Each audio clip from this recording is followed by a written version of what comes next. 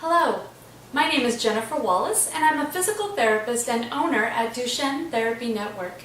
This is the next in the video series for Duchenne education brought to you by Duchenne Therapy Network and CureDuchenne as part of the CureDuchenne Cares education series. For someone with a disability, going to an Abilities Expo or any sort of expo where the vendors bring out the latest and greatest of their equipment and devices can be really interesting and inspiring, but sometimes at the same time frustrating and disappointing. I was glad to be able to go to the Abilities Expo in Los Angeles this year and was happy to report that there are some new devices and equipment out there that could really benefit the Duchenne community. At this year's Abilities Expo, there were many representatives from accessible vehicle manufacturers. As we typically see, there were a lot of minivan conversions, and you could choose from different options of where you want to have the ramp, on the side or on the back, and especially what position the person who's in the wheelchair is going to sit in once they're in the van. Are they going to be a rear passenger, a front passenger, or a driver? There were even some new and exciting options available that were not minivans. There was a Kia Soul and a Fiat, both with rear entry ramps, where the wheelchair user would be the rear passenger of the vehicle. There was also a company called Allegiant Mobility who has developed a Honda Pilot with a side entry ramp where the wheelchair user can easily come in and be a rear passenger, a front passenger, or a driver. Some of the accessible vehicle companies that were represented there were Allegiant Mobility, the MV1 series. Braun Ability had several models there, a lot of minivan models, but they also had their new model, which is quite exciting, which is this new Explorer model. For those with disabilities who would like to be able to drive their own vehicle, there were some options at the Abilities Expo to try out certain adaptive devices, as well as several different companies available there. One company was called KEMP, K-E-M-P-F, and they have what's known as a ring control for the steering column. This ring allows the user to accelerate and brake using the ring. The user would still have to have enough function in their arms to do the other functions of the vehicle. Guido Simplex USA also makes a ring control for the steering column.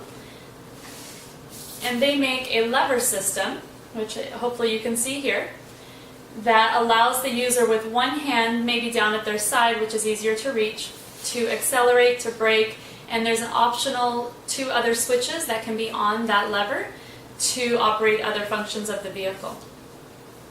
This is just the tip of the iceberg of what's available out there for people with disabilities who want to drive their own vehicle. There was an interesting company named ADED, which can be found online at aded.net. And what they do is help pair up disabled drivers with programs in their area to help determine the appropriate devices that are needed, the appropriate vehicle that is needed. So you can look them up online and see if there's someone in your area that can help you reach your goal of independent driving. As usual, there were a lot of power wheelchairs at the Abilities Expo. Some of them that caught my eye with something different to offer this year were brought by Permobil and Quantum, 2 of the big manufacturers. What I really liked about the new Permobil model, it's called the F5. The F5 is going to replace the C400 and the C500 standing Permobils that are available now. The F5 still offers that standing option, but it's a little more refined and there's additional options available. What the F5 does differently is an anterior tilt, which hasn't been done before. What this anterior tilt does, if you can see this, it offers the user to be able to lean forward a little bit to have better access to tabletops, to brushing their teeth, to eating, and that hasn't been available before. There's also a 50-degree posterior tilt, which is very useful and more than what is previously available. The Quantum manufacturers brought their new device called the Q6 with eye level, and it's the eye level that really impressed me. This chair allows the user to rise up 10 inches of seat elevation within 24 seconds, which is pretty much unheard of before. It would take 48 seconds to rise that far before. And by that point, whoever you were raising up to have a conversation with is done with the conversation. Now you can get up much quicker, and just to note that they're working on an even quicker model to get up that high. And also, once you're up that high, it will be able to drive at 3 miles per hour, so you can stay that high and have a conversation with your friend or somebody who is walking beside you. It's a very unique and very much needed feature, and I'm very impressed that they've come up with this. What I really would have liked to see at the Abilities Expo is more with assistive technology. In the absence of seeing and being able to try out the new options and new technology, what I did find that I think you would want to know about are a couple organizations that can help you assess what kind you need and to get it for you. One of the first ones was the West Side Center for Independent Living. This one is based in Los Angeles, but I was speaking to Julie West, who heads this program, and she does state that there are programs like this around the U.S. And what their program does is assess the type of assistive technology that's going to work best for your needs and for your goals to get through your day and what your requirements are, and then help you to find the funding to get the devices that you need.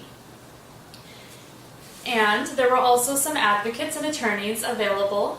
These are advocates and attorneys that deal with civil rights legislation and litigation.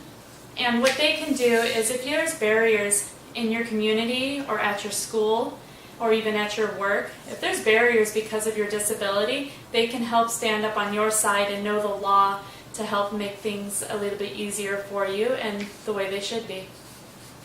And the third one was a book called The Funding Guide, which was put out by the Disability Funding Specialists. And what this does is to try to help you find which ways that you're going to be able to find the funds to purchase the equipment that you do require in your daily living. One of the really exciting booths at the Abilities Expo was ReWalk Robotics. They brought the robotic exoskeleton and had a young lady who had a spinal cord injury trying it out and showing us all how it worked. It was very fascinating to see her using this device and to hear from her own words how it's helped her regain mobility and how she uses it for walking. I'll show you a little snip of a video here.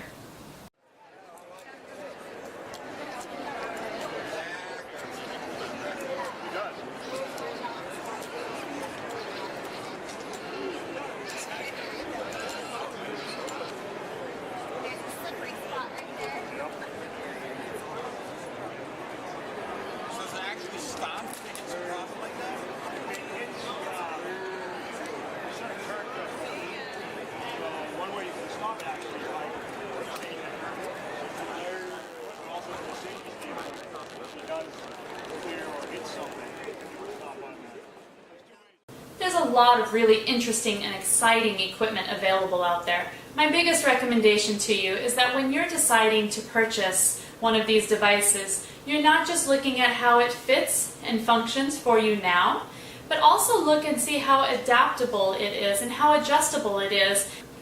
As your needs progress, you want to make sure that this piece of equipment is going to grow with you. We at CureDuchenne Cares thank you for watching this video and do appreciate you sharing it with others who you feel will benefit from the information. Stay tuned for future videos also concerning things in the Duchenne muscular dystrophy community.